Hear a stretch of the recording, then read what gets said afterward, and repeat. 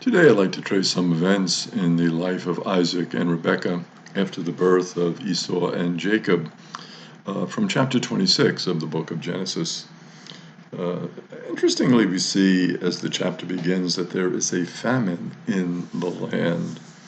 And this concept of famine is very important in the scriptures because we've seen it already in the book of Genesis with regard to Joseph, the famine, and when they went to Egypt, again, the family was helped by Joseph. Here, Isaac is told by God, Isaac, don't go to Jacob, don't go to Egypt. Don't do that. Joseph had gone to Egypt.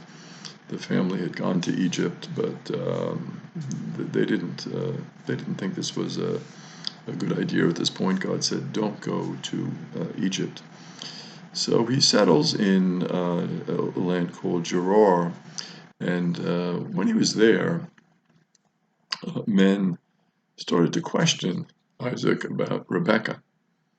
So Isaac got a little bit uncomfortable since they were questioning him, so he said, she's just my sister, which we had seen earlier with Abraham and Sarah. We saw that twice with them, this idea of saying that your wife is your sister.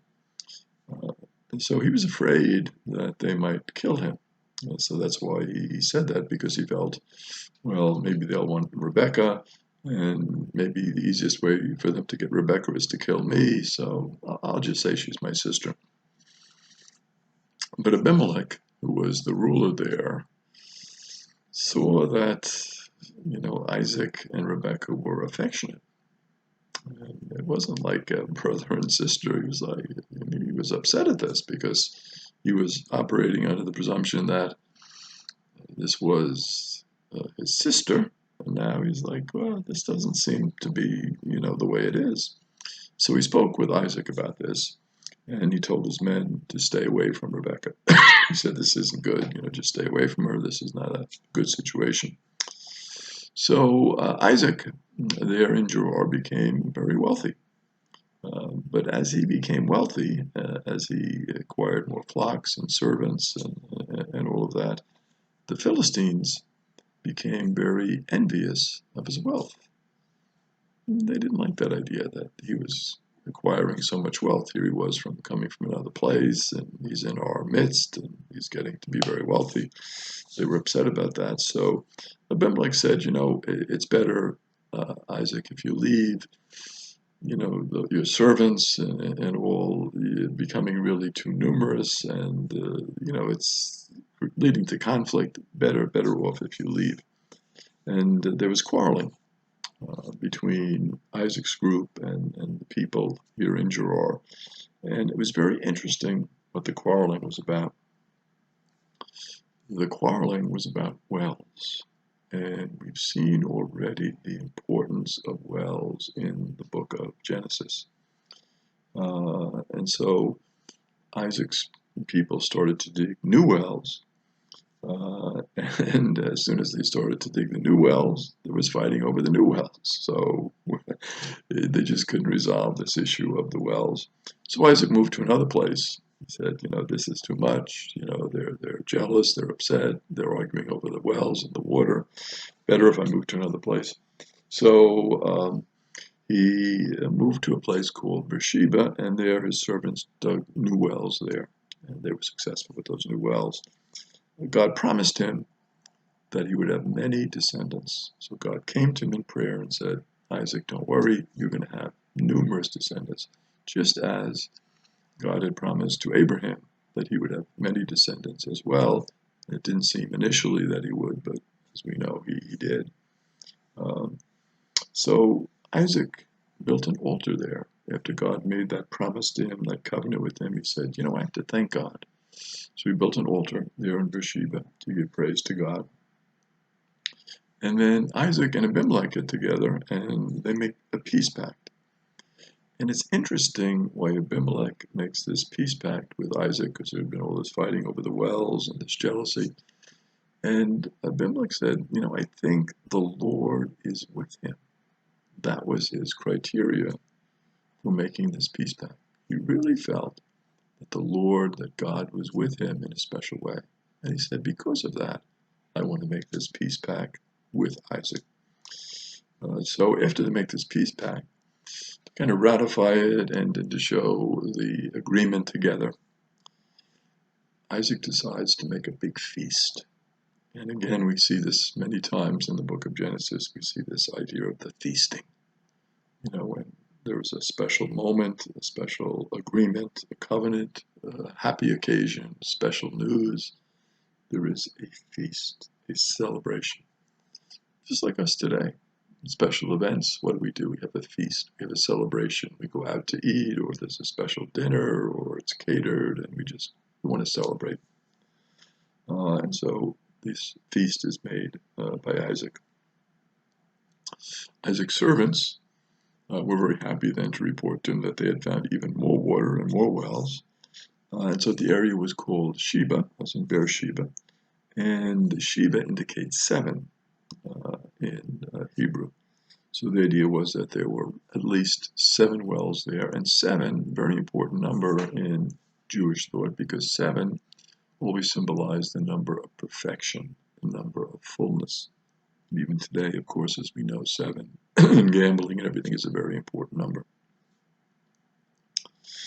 Esau, we find at the end of this chapter, gets married, and he marries a woman named Judith, who was a daughter of a Hittite, and also another woman, Basemath, who was the daughter of a Hivite, when he was 40. So he marries 2 women, which not unusual in those days to take more than one wife. The problem, though, is not so much, with the 2 wives. The problem is more that he married somebody who was kind of outside of their tribe, outside of their group. He married women who were considered to be foreigners. They were Canaanites. They followed a different religion, a different path. So it was kind of an intermarriage situation. So we find out that Isaac and Rebekah are not too thrilled by these marriages. Now, what do we see in terms of learning from chapter 26 here? First of all, we see the repetition of certain types of stories.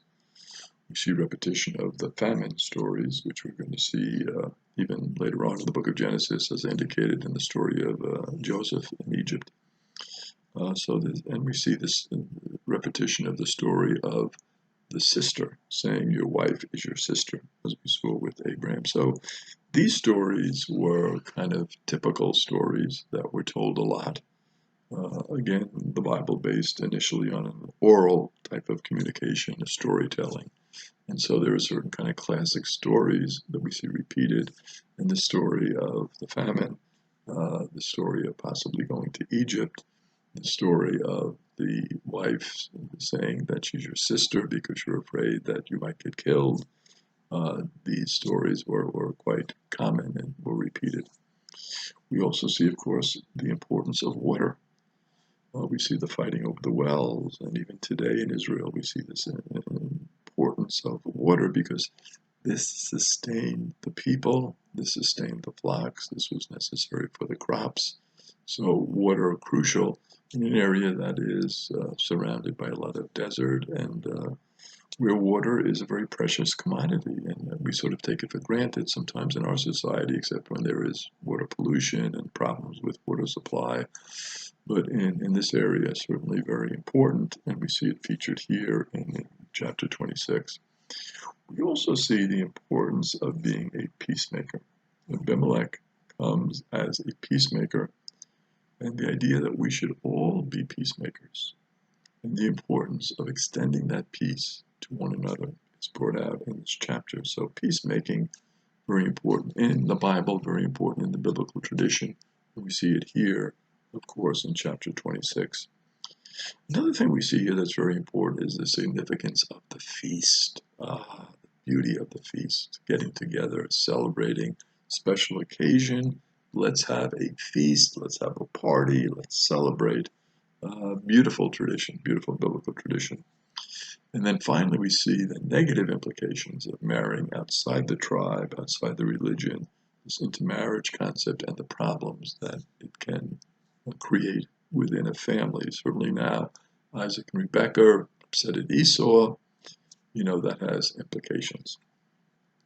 But of course, we remember now, at the end of our discussion of chapter 26, we remember Abraham, who is the first one who said yes to God. And Father Abraham had many friends. Many friends had Father Abraham. I am one of them, and so were you. So let's all praise the Lord. Keep on praising the Lord.